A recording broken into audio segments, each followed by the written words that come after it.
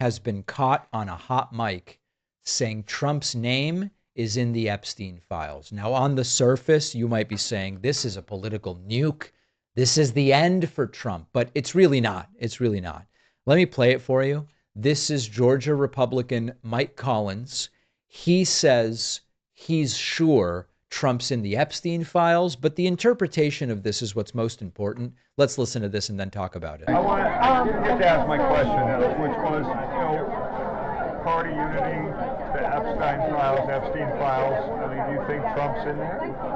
Yeah, I'm sure he's in there, because he's the one that was telling the FBI about it. He's the one that kicked the guy out of Mar-a-Lago and then called the FBI. Yeah, he's in there.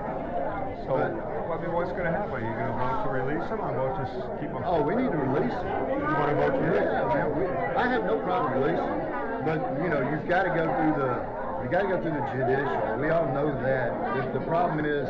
All right. So Collins says at the beginning there, I'm sure he's in there. I'm sure he's in there. I think it's important just to be very honest about this. The fact that Trump appears to be in the Epstein files. I want to go back. The belief that Trump is in the Epstein files, because members of the House and Senate are saying it, and because we now know that Trump was briefed by Pam Bondi and was told, you're in the Epstein files. Just being in the Epstein files doesn't mean or prove that Donald Trump did the worst of the worst that is possible.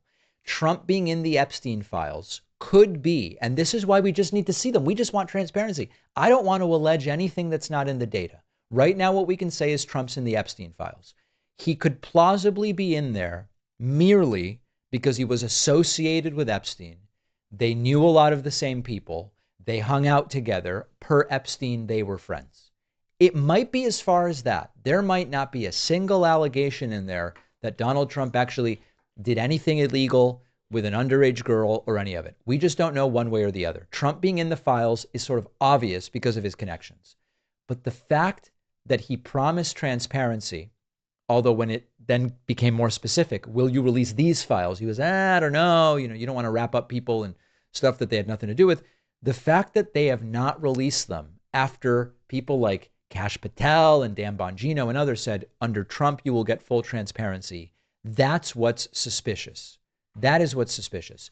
It is also true that Trump is in a situation where releasing the files and not releasing the files both could hurt him with his most diehard supporters.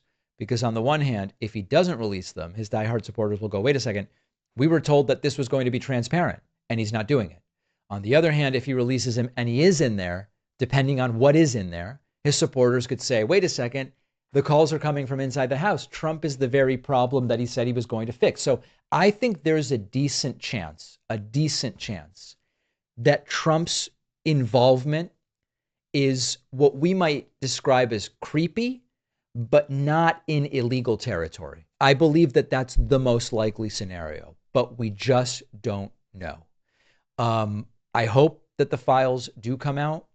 We need to understand that when we start hyping these pseudo bombshells without really knowing what's in there, it is a story that Trump's in the files, but we should be careful not to go beyond where the evidence puts us. So I don't think there's a silver bullet. To be perfectly frank, I think no matter what's in the files, Trump survives it, because there will be enough people who say, well, I don't know that I really believe what's in there. If it's really bad, Trump is going to be able to manufacture consent around Comey really did create the files. Obama created the files, whatever. So I think if we want to win, we need to focus on what moves people. We need to stick to what we know. And for now, it's demand the transparency Trump promised.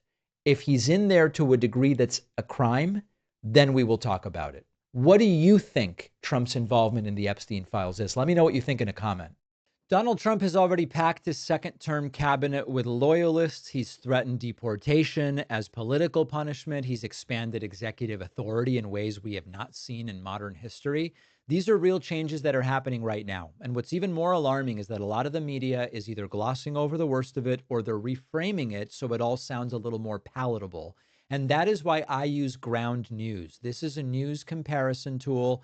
Doesn't just feed you headlines. It shows you here's how different outlets, left, right, center, are covering the same story. And this is one of the few tools I know of that can really help you detect the political spin, the bias, catch stories that your usual sources might downplay or not cover at all, on everything from immigration policy to economic shifts.